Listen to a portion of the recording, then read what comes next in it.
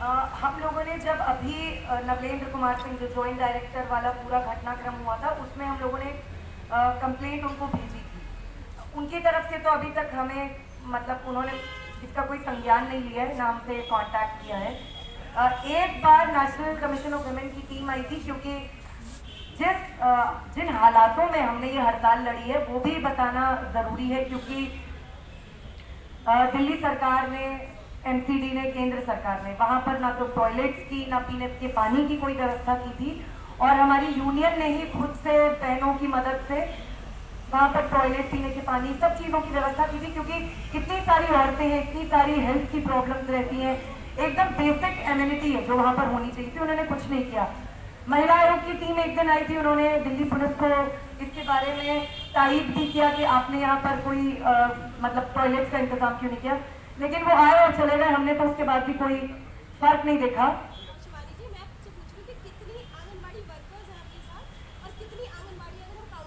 अगर दिल्ली में देखा जाए आंगनवाड़ी वर्कर्स 22,000 के करीब है, इससे कम ही है वैसे तो, और सेंटर्स हैं 11,000। तो मेजॉरिटी ऑफ आंगनवाड़ी वर्कर्स और हेल्पर्स हमारी यूनियन के नेतृत्व में हैं, और ये सारे हमारी यूनियन के मेंबर्स हैं, मतलब इनकी मेजॉरिटी हमारे साथ है। थोड़ा स्नेहा एक सिंपल सा एग्जांपल दे रही हूँ। अगर आप सेंट्रल एक्ट देखें तो सेंट्रल एक्ट में जो डेफिनेशन क्लॉज है शुरुआत में वो बेसिकली एक्सप्लेन करता है कि कौन सी सर्विसेज आ रही हैं and what are the nature of services. जो लॉ है उसका it is centred around the nature of services that would be declared as essential services. And उसमें फिर ये लिखा गया है कि अगर कोई भी एम्प्लॉई या कोई भी पर्सन या group of person employed in these essential services, if they refrain from working or they do something, if they are striking basically, then क्योंकि वो essential services provide कर रहे हैं तो उनको prohibit किया जा सकता है। This is what ESMA says, the Central Act says. The State Act goes a step further and says, talks about the nature of employment.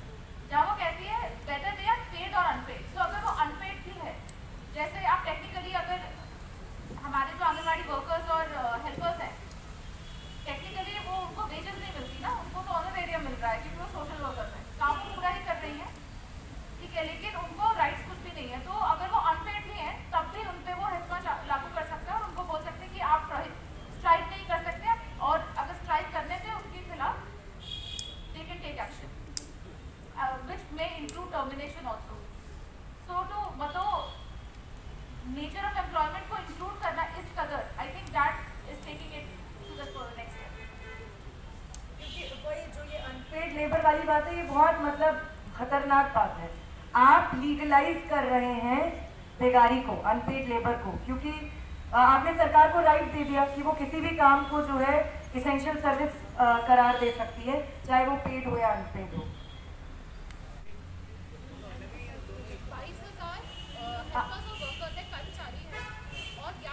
Centres हैं, हाँ सेंटर्स में, क्योंकि एक वर्कर और एक हेल्पर, दिल्ली में दो ही कैटेगरीज है, वर्कर और हेल्पर। कुछ जगह पे मिनी वर्कर भी हैं जैसे यूपी में, लेकिन दिल्ली में दो ही है category.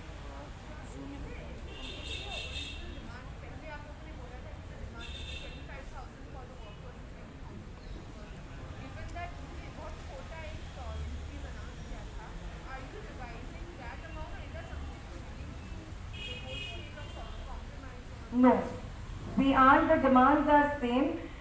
Look, this is what we have stipulated in our charter of demands. But once there are negotiations with the government, unions try to reach on a common ground. That happens always. It's not like what we, but that is what we were asking for, because even if we speak about minimum wages, they aren't even constitutional. There should be a living wage, and minimum wages criteria for deciding minimum wages should be revised. And what we have been asking is for a living wage. So that's why we didn't say give us minimum wage, because this is how roughly it would come around, like 20,000 or 25,000. But government never negotiated with us, so you know the question of revising anything never ever came on the table. You show in your joining letters that you have joined in bad date. The strike was suspended on 8th. So they are asking that show your joining on bad date so that we can save you. Because if Only then, and this is on record. I've got actually voice recordings where they're saying, if that is going to happen, then ESMA, no ESMA, we don't care. There is going to be a strike.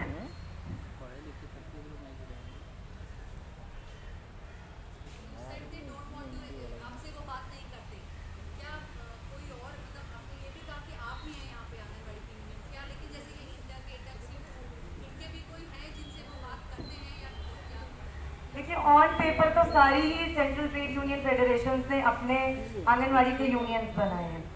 Delhi में C2 से affiliated एक union है जिसने basically पूरे strike को, ना सिर्फ आज से बल्कि 2015 से, जब से हमारी यूनियन काम कर रही है, तब से स्ट्राइक्स को साबोटाज करने का काम, ब्लैक लेग्स का काम किया है। और इस बार भी उनका क्लेम है कि वो आंगनवाड़ी की स्ट्राइक लीड कर रही है, बट वेयर आर दे? और 31 जनवरी से जब हमारी स्ट्राइक शुरू हुई, उसके बाद उनको अचानक इल्हाम हुआ कि अच्छा, आंगनवाड़ी के वर्कर्स हेल्पर्स का भी कोई डिमांड रेज करना है।